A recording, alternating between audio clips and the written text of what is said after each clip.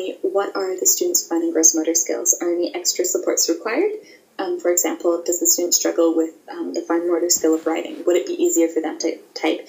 So considering all of these different factors.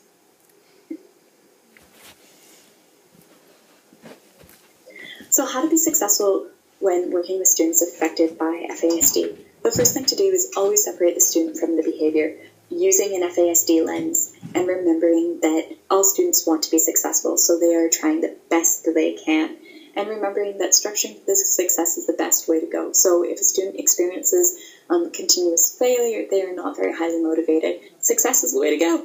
And also remember that success looks different for everyone. So success for an individual with FASD may be showing up to class every single day with the right supplies. It may not be getting the worksheet done every single day, but maybe that's something that you can be worked to.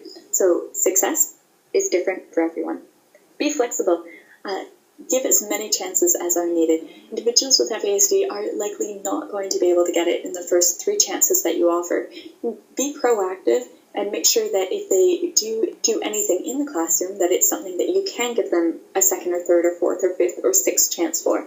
Remember that being fair is meeting everybody's needs. It's not giving everybody the same thing. So if you're worried that other students will take advantage, that is a good thing to fall back on.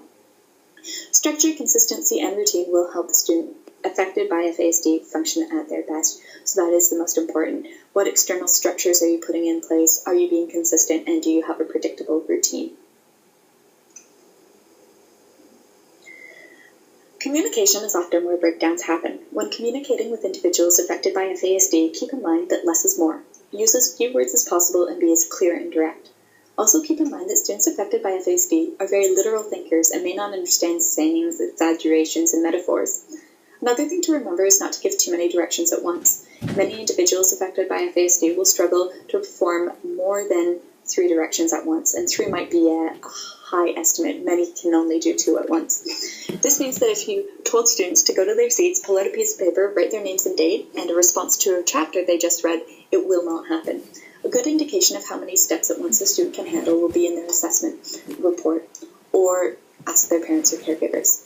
Other forms of communication that just serve to confuse and distract and frustrate students affected by FASD include sarcasm, put-downs, interrupting, lecturing, dwelling on the past, talking in third person. Don't do them. They're not helpful.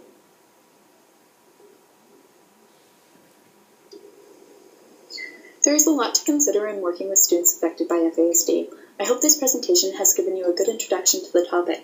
Please feel free to email me if you have any questions, and I encourage you to look at the handout I have posted on Course Spaces and Facebook. To end this presentation, I wanted to reiterate what I think are 4 really important points.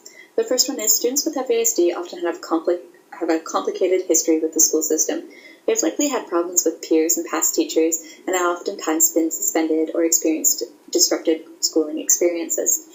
Students with FASD will likely have struggled both with academics and with the social aspects of school. They come to you with this history. Remember this history and try to give as positive of an experience for them as you can. The second thing to remember is that parents and caregivers are a great source of knowledge about the student. Use them and respect their requests and recommendations. Reach out to them and try to include them in the process. They will appreciate it, and it will work better for you as well. Another thing is memory deficits affect the student's ability to learn and are a factor in many of the problem behaviors that you see. So think about how memory informs your own personal identity and how memory deficits would impact your life. This can help you develop a better understanding of how an individual affected by FASD can struggle through their memory deficits. The final thing is developing social skills and friendships should be a priority. We all have belonging needs, and these needs do take precedence. So lots of students affected by FASD are in school focusing on life skills, of which social skills are very, very important. So keep that in mind and don't put the focus on academics unless that's where the focus should be. Thank you very, very much for your time, and I hope that you find this helpful. And I do encourage you to email me with any questions. So thanks again.